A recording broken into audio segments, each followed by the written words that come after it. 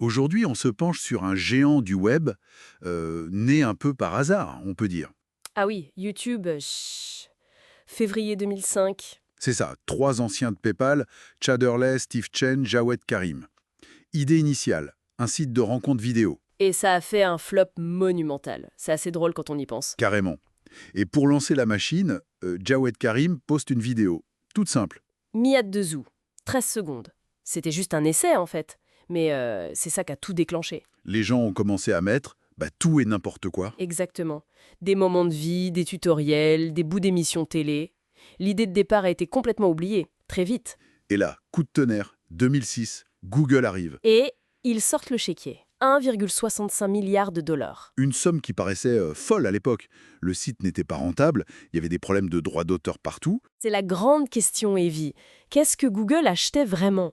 Pas juste une plateforme vidéo, même si elle faisait déjà 100 millions de vues par jour, ce qui était énorme. Alors quoi, le potentiel. Plus que ça, ils achetaient la capacité future de comprendre les intérêts humains à une échelle jamais vue. C'était moins le contenu que les données, en fait, les données comportementales. Ah d'accord. Moins une vidéothèque, plus un laboratoire géant sur nous quoi. C'est exactement ça. Un observatoire. Chaque clic, chaque pause, même quand on abandonne une vidéo. Tout est enregistré? Tout. Pour créer un profil dynamique de l'utilisateur, ses goûts, ses passions, ses craintes même, parfois ses obsessions. Et c'est ça le produit?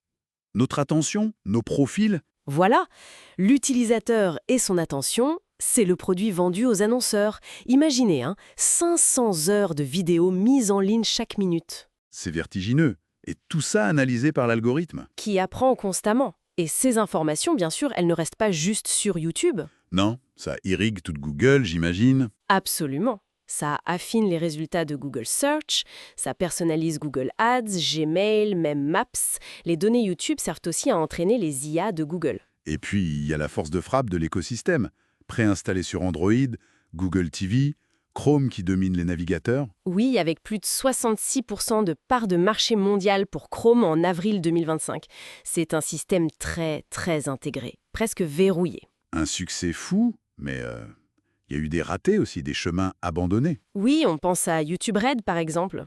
Leur tentative de faire un service payant type Netflix. C'est ça. Ça n'a pas vraiment pris. Les gens s'attendaient à du gratuit sur YouTube, financé par la pub. C'était dans l'ADN de la plateforme. Et cet échec, finalement, ça les a recentrés sur leur rôle clé dans l'écosystème Google. En quelque sorte, oui. Plutôt que de devenir une chaîne TV bis, ils ont renforcé leur position de hub de contenu et surtout de données. Mais il y a eu plus grave que ça. Les scandales. Je pense à la crise de la brand safety là, en 2017. Ah oui, un moment très difficile. Des pubs de grandes marques qui se retrouvent sur des vidéos extrémistes ou conspirationnistes. Boycott des annonceurs, forcément. Exactement. Ça a obligé YouTube à revoir complètement ses règles de monétisation, sa modération, à devenir plus strict. Et puis il y a eu l'affaire Logan Paul, non? Oui, la vidéo dans la forêt des suicides au Japon. Ça a été un électrochoc. Ça a montré qu'il n'y avait plus d'intouchables, même les plus grandes stars de la plateforme. Et ça a entraîné des sanctions plus dures. Du coup, ces crises, elles ont structuré YouTube.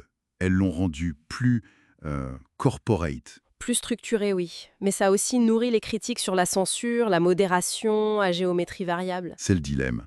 Comment rester safe sans devenir un arbitre, un juge silencieux qui décide ce qui est acceptable ou non dans le débat public? C'est toute la difficulté pour une plateforme de cette ampleur. Chaque crise a ajouté une couche de règles, de structures. Et ça a mené à la domination qu'on connaît. Numéro 1 mondial devant Netflix sur les TV connectées aux États-Unis. En France, c'est quoi, plus de 40 millions d'utilisateurs par mois? 42 millions, oui. Et on y passe en moyenne 41 minutes par jour. L'algorithme est devenu incroyablement doué pour nous garder captifs. Les anciens concurrents, Dailymotion, Vine, Facebook Watch, ils sont loin derrière. Ils n'ont pas tenu la distance, ou n'avaient pas le même modèle intégré. Mais les menaces, elles sont différentes aujourd'hui. On pense à qui? TikTok, évidemment. TikTok, oui. C'est un énorme concurrent sur le format court, sur l'engagement. Ça a poussé YouTube à lancer les shorts en catastrophe ou presque. Mais il n'y a pas que TikTok. Non, Netflix reste le maître pour le temps long dans le salon, Twitch pour le direct, le streaming de jeux notamment. Même X, l'ancien Twitter, essaie de se faire une place sur la vidéo longue. Et l'IA, l'intelligence artificielle générative, ça peut changer la donne? Potentiellement, ça pourrait créer une hyperproduction de contenu, peut-être un peu sans âme, ou au contraire ouvrir de nouvelles voies créatives.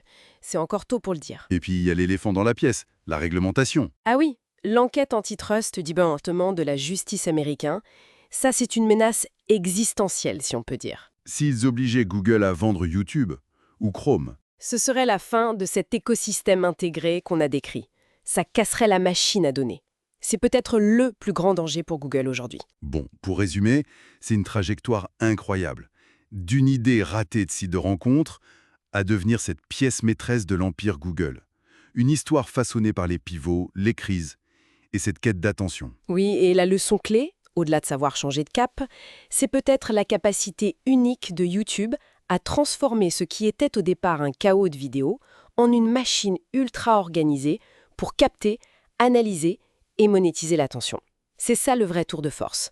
L'attention, c'est vraiment la monnaie la plus précieuse du numérique. Ce qui nous laisse avec une dernière question, une pensée un peu provocatrice. On parle souvent de la prison dorée d'Apple, de son écosystème fermé. Mais finalement, cet écosystème Google, avec YouTube en son cœur, qui collecte tant de données, qui nous suit partout, n'est-il pas encore plus difficile à quitter, même si c'est peut-être moins visible? C'est une excellente question. Une prison peut être plus confortable ou plus discrète à méditer.